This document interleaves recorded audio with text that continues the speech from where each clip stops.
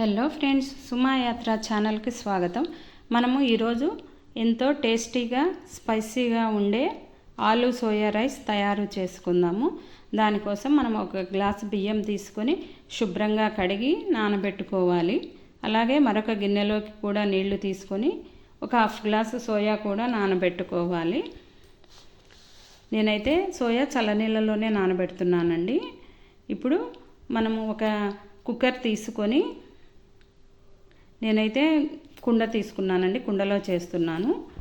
Oil వేసి అది వేడి అయ్యాక కొద్దిగా ఆవాలు, జీలకర్ర, లవంగాలు, అలానే దాల్చిన చెక్క, 2 బిర్యానీ ఆకులు వేసుకోవాలి.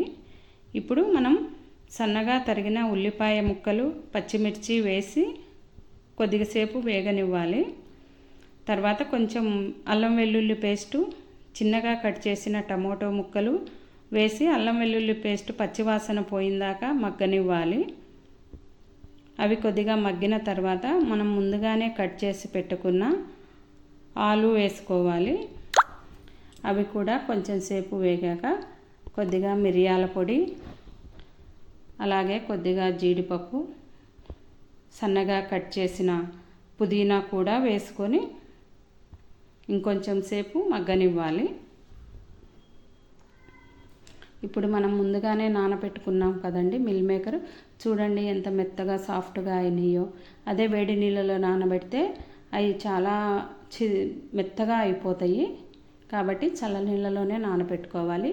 ఇవి చిన్న సైజు మిల్ మేకరు, ఎక్కడైనా దొరుకుతాయి. ఇప్పుడు మనం మిల్ మేకర్ మొత్తం వాటర్లోంచి తీసి కుండలో వేసుకొని కొద్దిగా రుచికి సరిపడా ఉప్పు, కారం వేసి మగ్గనివ్వాలి. తర్వాత ఒక గ్లాసుకి 2 గ్లాసులు, ఒక గ్లాసు బియ్యానికి 2 గ్లాసులు నీళ్లు వేసుకొని అవి బాగా మరిగిన తర్వాత మనం ముందుగానే నానబెట్టుకున్న బియ్యం వేసి ఉడికించుకోవాలి. ఇప్పుడు మనము కొద్దిగా ధనియాల పొడి, అలానే సన్నగా కట్ చేసిన కొత్తిమీర వేసి ఉడికించుకోవాలి. మూత పెట్టి మధ్య మధ్యలో గరిటెతో కలుపుకోవాలి. తర్వాత మనం ఒక 10-15 నిమిషాలు అలానే మూత పెట్టి సిమ్లో పెట్టుకున్నాం అనుకోండి, ఎంతో చక్కగా కుక్ అవుతుంది. చూడండి ఎంత పొడి పొడిలాడుతూ ఉందో. అంతే అండి, ఎంతో స్పైసీగా టేస్టీగా ఉండే ఆలు సోయా రైస్ రెడీ. ఇది పిల్లలు చాలా ఇష్టంగా తింటారు. లంచ్ బాక్స్లో కూడా త్వరగా అయిపోతుంది. ఓకే ఫ్రెండ్స్, మీకు నచ్చితే లైక్ చేసి షేర్ చేయండి.